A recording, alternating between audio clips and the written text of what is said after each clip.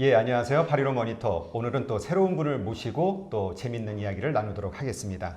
그 직장인을 위한 틈새 경매라는 책의 저자이신데 신동유 작가님을 모시고 이야기를 좀 나눠볼게요. 어떻게 직장인들이 금융 투자, 이 경매 투자를 통해서 수익을 올릴 수 있는지, 직장인들이 과연 그게 가능한지 부업으로 그런 것들에 대해서 한번 이야기를 나눠볼 건데요. 근데 여기 보니까 제가 소개 글 중에 재밌는 게 그 종잣돈 800만 원으로 시작해가지고 1000% 이상의 수익률을 기록하셨다라고 네, 하는데 네. 높은 수익률이죠 이게. 예, 높은 수익률이기도 하지만 뭐 제가 뭐 어떤 잘나서 뭐 꼭 그런 건 아닌 것 같고 과거에도 그랬지만 현재에서도 종잣돈 뭐한 500만 원 혹은 뭐 돈 1000만 원 가지고도 시작할 수 있는 경매 혹은 어떤 수익을 좀 극대화할 수 있는 경매를 충분히 할 수 있기 때문에 뭐 제가 뭐 잘한다기보다는 어떤 경매의 시스템상 그거를 저는 어떤 뭐 다른 사람들보다도 일찍 어떤 뛰어들었고 어떤 실전을 했기 때문에 어떤 좀 높은 수익률이 가능하지 않았나 싶습니다. 네. 하여튼 그 가지고 계신 모든 노하우를 우리 네, 그 네. 815 머니톡 보는 우리 시청자들을 위해서 구독자들을 위해서 좀 아낌없이 쏟아주시기를 네. 부탁드릴게요. 알겠습니다. 네. 자, 그러면 일단 첫 번째 제가 드리고 싶은 질문이 네, 직장인들이 직장을 다니면서 네, 네. 그 여가 시간을 내 가지고 경매 투자를 한다는 게 가능한 일입니까? 예, 가능합니다. 그 무엇보다도 이제 부동산 어떤 경매 투자에 있어서 어떤 종목이 이제 많이 있는데 네. 그 중에 뭐 아파트, 빌라, 오피스텔, 뭐 공장, 토지, 뭐 여러 가지 등등의 어떤 그 종목이 많이 있는데 그 중에 자기가 어떤 맞는 어떤 전략을 선정을 해서 투자를 한다라고 하면 충분히 경매 투자를 통해서 어떤 수익을 극대화할 수 있다라고 이제 볼 수 있는 거고요. 그 중에 이제 직장인들께서 좀 어떤 수익 창출을 할 수 있는 어떤 경매 투자라고 경매 투자를 좀 더 어떤 말씀을 드린다라고 하면 그 중에서도 어떤 좀 수익 내기 쉬운 그런 물건 위주로 선택을 하면서 그러면 그 쉽게 수익 낼 수 있는 물건이 무엇인지 뭐 그 부분에 대해서 이제 말씀을 드리면 가장 좀 흔하게 알고 계시는 뭐 아파트라든지 상가라든지 이런 좀 황금성을 어떤 높게 가질 수 있는 이런 부동산에 대해서 먼저 접근을 해서 투자하는 것도 좋은 방법이다라고 볼 수 있겠습니다. 그렇군요. 근데 이게 참 말은 쉽지만 왜냐면 네네. 직장 다니면서 일하면서 피곤하잖아요. 네네. 쉬어야 되고 네네. 하여튼 그 어떻게 그 여가 시간을 어떻게 활용해서 이 네. 경매 정보를 얻을 수 있나요? 네. 알아야지 뭐 투자를 할 거 예, 아니에요. 그렇죠. 일단은 그 직장인들은 뭐 한 5시, 6시, 7시 경이면 아마 퇴근을 할 겁니다. 그러면 퇴근 이후에 충분히 어떤 부동산 시세 조사라든지 아파트, 오피스텔 뭐 이런 물건들에 대해서는 뭐 KB 그 리버온이라고 하는 그 시세가 있습니다. 근데 이뭐 퇴근 이후에 어떤 컴퓨터를 통해서 PC를 통해서 KB 부동산 시세를 통해서 아파트의 시세를 조사한다든지 단지의 규모라든지 뭐 주차 대수가 이제 몇 대가 이제 될 수 있는지 그 다음에 금매가의 어떤 금액들에 해당하는 물건들이 나와 있는지 이런 부분들을 충분히 시세 조사할 수 있고 두 번째는 마찬가지로 컴퓨터로 마찬가지로 조회할 수 있는데 국토교통부의 실거래가 조회라고 해서 그 사이트에 들어가면 어떤 예를 들어 특정 자기가 원하는 어떤 물건, 자기가 원하는 지역에 대한 물건에 대한 어떤 거래 내역, 그 다음에 가격 내력, 면적에 대한 내력 이런 부분들을 볼 수 있기 때문에 아까 전에 이제 말씀드린 것처럼 KB 부동산 리본 플러스 국토교통부 실거래가 내력에 들어가서 어떤 그 거래 내역을 이제 보면서 자기가 관심 갖고 있는 물건에 대해서 하면 충분히 어렵지 않게 경매를 통해서 어떤 접근을 할 수 있다라고 볼 수 있겠습니다. 근데 이제 그거는 우리가 이제 일반적인 시세를 알아보는 거고 네네. 문제는 이제 내가 경매에 투자할 만한 그 정보들이 나와야 되잖아요. 그러니까 네네. 어떤 경매를 내가 할 것이냐 말 것이냐 예, 예. 이게 좋으냐 마냐 아는 정보를 알려면 어떻게 해야 네. 되죠? 맨 먼저 이제 국가에서 운영하는 대법원 경매정보 사이트가 있습니다. 이제 네. 국가에서 운영하는 사이트고요. 대법원 경매정보 사이트에 들어가서 법원별로, 지역별로 혹은 이제 물건별로 뭐 아파트, 빌라, 뭐 토지, 뭐 공장 등등 분야별로 어떤 그 물건 이제 선택을 할 수 있기 때문에 법원 법원 경매 정보 사이트에서 1차적으로 선정을 하고 그러고 나서 아파트라고 하면 KB 리브원을 통해서 부동산의 시세 및 그다음에 네이버 부동산이라든지 가까운 생활정보지에 나와 있는 그 부동산에 나와 있는 그 매물들이 있습니다. 매물들을 통해서 혹은 그 경매 가격보다 시세보다 좀 저렴한지 혹은 금매가 정도의 가격이 나와 있는지 이런 부분들을 비교 검증을 해서 금매가 이하로 좀 선택을 해서 응찰 들어갈 수 있다라고 하면 그때 응찰을 들어가면 될 것 같습니다. 그러니까 먼저 그 법원 경매 사이트 법원에서 나오는 그 경매 정보, 네네. 예, 그 법원 경매 들어가서 물건들을 좀 보고, 근데 이제 직장인에게는 황금성이 좋은 아파트라든가 빌라 위주로 하는 게 네. 좋다고 하셨으니까 네네. 그런 위주로 보고 그 물건이 마음에 드는 게 있으면 그 지역의 어떤 그 시세 사이트에 들어가서 네네. 금매로 나왔을 때의 어떤 그 가격이 어느 정도인지 네네. 그걸 가지고 그 이하로 이제 뭔가 경매를 받아야 된다는 얘기네요. 예. 아. 그래서 저는 좀 저희 수강생분들한테도 좀 주장하는 부분이 있는데 아파트는 감정 법원에서 이제 감정 평가를 하게 되는데 감정 평가 업체를 통해서 이제 감정을 하게 되는데 아파트 같은 경우는 그 감정 금액이 KB 리브온에서 나오는 그 KB 부동산 시세라고 하는 이 금액을 거의 인정을 하고 있습니다. 그래서 아파트 같은 경우는 솔직히 선순위 대항력 있는 임차인이 없다라고 하면 굳이 임장 갈 필요는 없다. 저는 이렇게 말씀을 드리고 싶고 임장 갈 필요 없이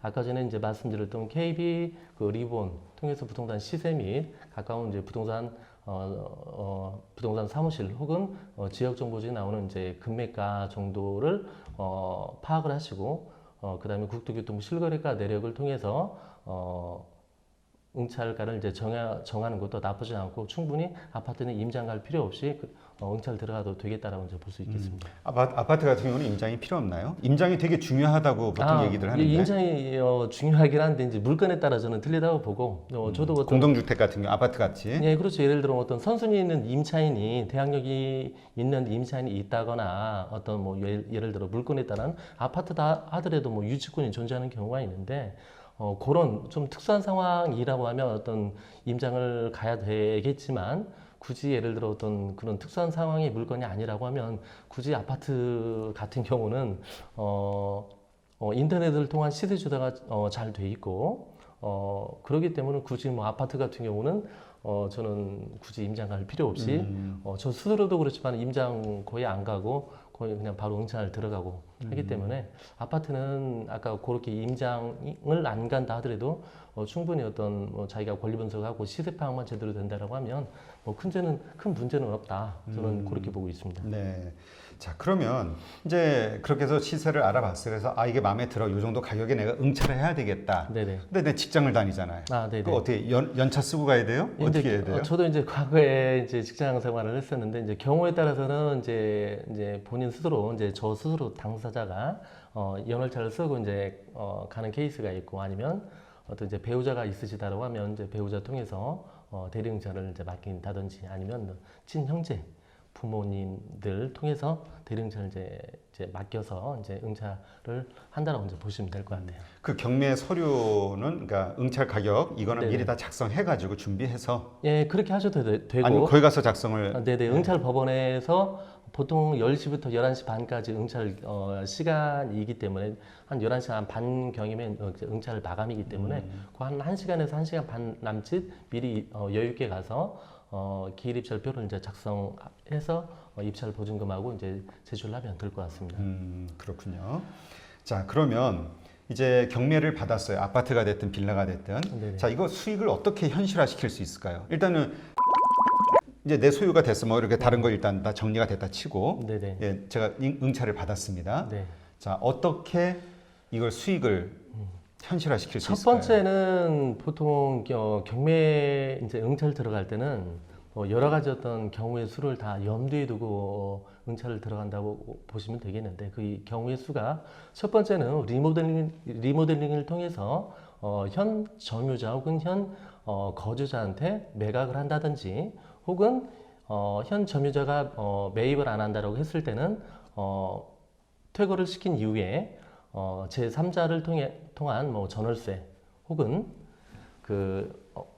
전세 월세 혹은 이제 매각을 동시에 한 세 가지 정도는 매각, 전세, 월세 이 세 가지를 동시에 진행을 한다고 보시면 될 것 같아요.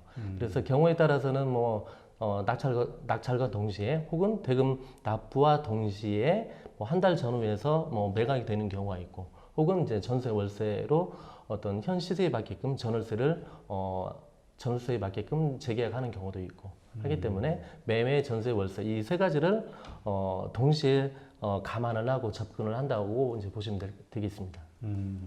그러면 일단은 뭐 딱 그 상황을 봐서 그걸 자기가 임대를 낼지 네네. 아니면 그냥 매각을 할지 그걸 네네. 결정을 해야겠네요. 네, 이제 스스로 어떤 응찰자가 그 세 가지를 다 염두에 두고 응찰을 들어가시고 낙찰이 되면 현 점유자의 이 세 가지 중에 하나를 이제 뭐 어떤 얘기를 하는 과정에서 어떤 도출을 이끌어내는 거죠. 그러니까 첫 번째 그 타겟을 그 현재 점유하고 있는 사람에게 네, 그렇죠. 하나 보죠. 네네. 점유하고 있는 사람 보통 돈이 없지 않나요?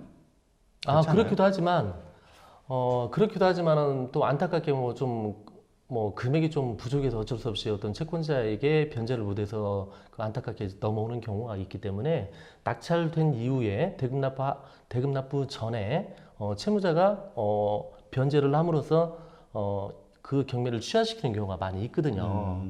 그래서 채무자 겸 소유자가 뭐 스스로 안타깝게 뭐 어떤 경매 진행을 했다던 치더라도 실질적으로 어떤 변제 가능성이 있다라고 하면 충분히 어떤 변제 가능성을 어떤 염두에 두고 경매 진행을 뭐 바라보는 경우도 있거든요. 그러니까 일단 그 점유자에게 먼저 제안을 해보고 안 되면 이제 그 다음에 상황에 맞게끔 네, 그렇죠. 부동산 공인중개소를 통해서 이제 네, 그 다음 작업을 진행을 하겠네요. 네, 그렇죠. 알겠습니다. 뭐 나중에 이제 요 자세하게 좀 이렇게 사례별로 좀 들어가서 네네. 예, 한번 이야기를 나눠보는 걸로 하고요. 그럼 이제 현재 직장인들이 네. 이제 경매 투자를 위해서는 어쨌든 자기 시간들을 잘 사용해야 되잖아요. 네네. 아까 뭐 잠깐 퇴근 후에 말씀하셨는데 네네. 어떻게 경매 투자를 부업으로 삼기 위해서는 네네. 어떤 식으로 이 자기의 시간 관리를 하는 게 좋을까요? 일단은 이제 평일 네. 그 퇴근 이후에 이제 근무 시간에 할 수는 없기 때문에 퇴근 이후에 어떤 그 짜투리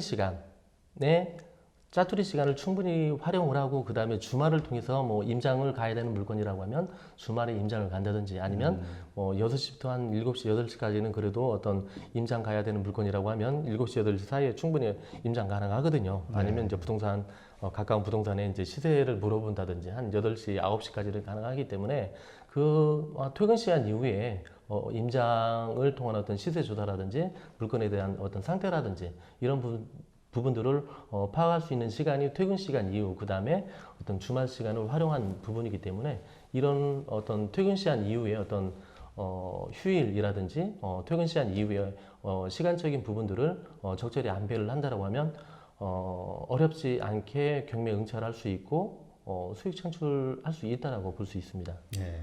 그런데 왜 많은 직장인들이 그 직장인들 가중에 이제 재테크 뭐 이런 거 공부하는 사람들이 많이 있는데 네네. 실제로 이렇게 경매 투자를 하는 경우가 없는 것 같아요. 뭔가 많지 않은 것 같아요. 왜 그럴까요?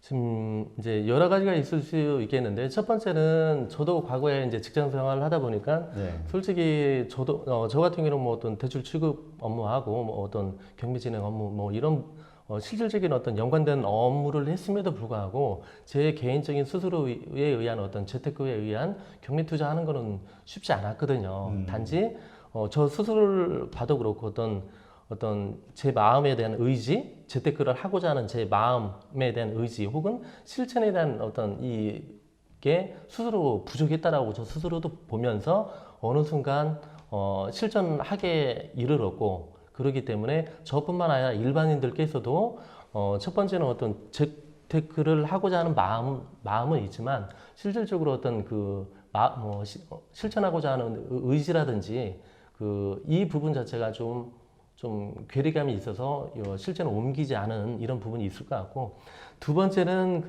어떤 재테크에 대한 올바른 정보 의식이 좀 부족했던 것 같고 그다음에 세 번째는 뭐 어떤 요즘에는 어떤 인터넷의 발달로 인해서 뭐 네이버 카페라든지 다음 카페라든지 뭐 일반 전문 어떤 학원들도 이제 많이 있습니다. 혹은 유튜브 채널을 통해서도 어떠한 재테크의 분야다 하더라도 충분히 알 수 있는 어떤 정보들이 많이 있음에도 불구하고 그럼에도 불구하고 어떤 전문 강사라고 하시는 분들에 대한 어떤 윤리 의식이 좀 부족한 면도 조금 어떤 가미되는 부분이 좀 있지 않나 싶습니다.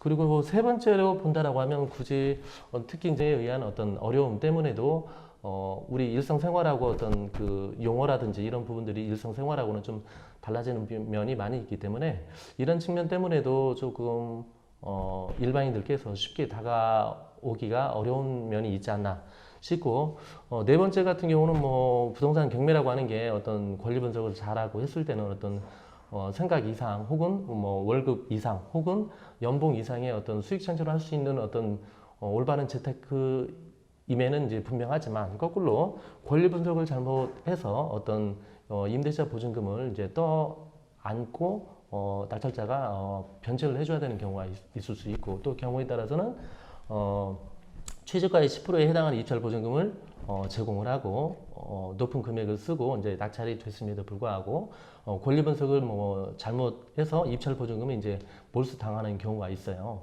이제 1년에 800억 원씩 입찰 보증금이 법원에 몰수가 돼요 매년. 그래요? 예, 그런 현상들이 엄청 많기 때문에 이런 면도 크기 때문에 실질적으로 어떤 이 권리 분석에 따른 어떤 책임 소재, 어떤 뭐 변제를 하고 아니면 손실을 보호해야 되는 어떤 책임이라는 게 따르기 때문에 이런 면도 일반인들께서 쉽게 경매 참여로 오시기까지 좀 어려운 면이 있지 않나 뭐 이렇게 요약할 수 있을 것 같습니다. 그러니까 이제 그거네요. 일단 의지가 부족한 거고, 돈을 벌고 싶어는 있는데, 네네. 야, 돈을 벌기 위해서 내가 뭐 빨리 해봐야지. 이게 네네. 없는 거네, 실행력이. 예, 그렇죠? 그렇죠. 그리고 다른 것보다는 정보도 뭐 좀 부족하겠지만, 네네. 그다음에 이제 혹시나 또 손해 볼까봐. 네, 근데 이 그렇죠. 사실 1년에 800억 원씩이 몰수당한다고 하면, 네네. 예, 수가 상당히 큰 건데, 네. 그러니까 자기가 낙찰을 받아놓고 생각해 보니까 이게 더 조사해 보니까 뒷 권리 분석이 복잡한 거잖아요. 그렇죠. 그래서 아예 낙찰을 안 받는 거잖아요. 예, 그렇죠. 보증금을 날리고. 예, 그렇죠. 대금 납부를 안 하면서 입찰 보증금을 스스로 이제 포기하는. 그러니까 아예 시작부터 잘못됐다는 거네요. 그렇죠. 예.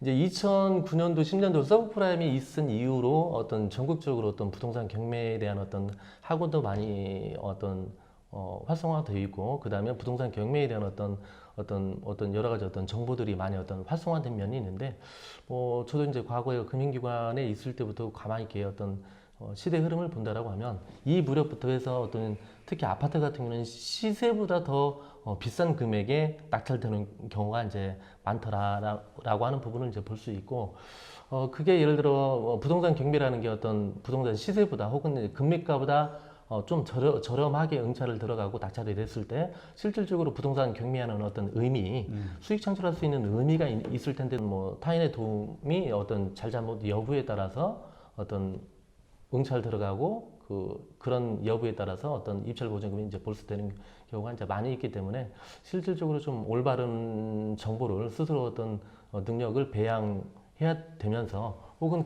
스스로 능력 않겠다 이렇게 볼 수 있겠습니다. 네.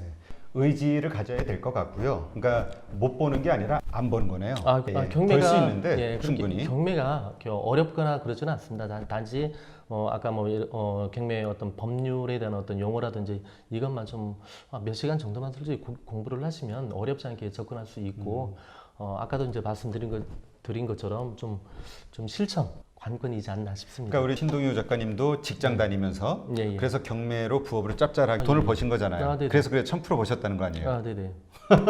네. 하여튼 이 방송을 보시고 일단 먼저 반성하세요. 반성을 하시고 이제까지 내가 벌 수 있었는데 벌려는 노력을 안 했었구나. 그리고 벌 준비를 안 했었구나. 반성하시고 공부하시고 한번 시도해 보면 좋을 것 같습니다. 앞으로 우리 신동유 작가님 이 방송을 통해서 차근차근 세부적으로 한번 좀 말씀을 드릴 테니까 한번 따라서 공부를 한번 해보시고 그 다음에 투자 직접 한번 실행해 보시는 것도 좋을 것 같습니다. 예, 오늘 방송은 여기까지 하는 걸로 하시죠. 예, 감사합니다. 네.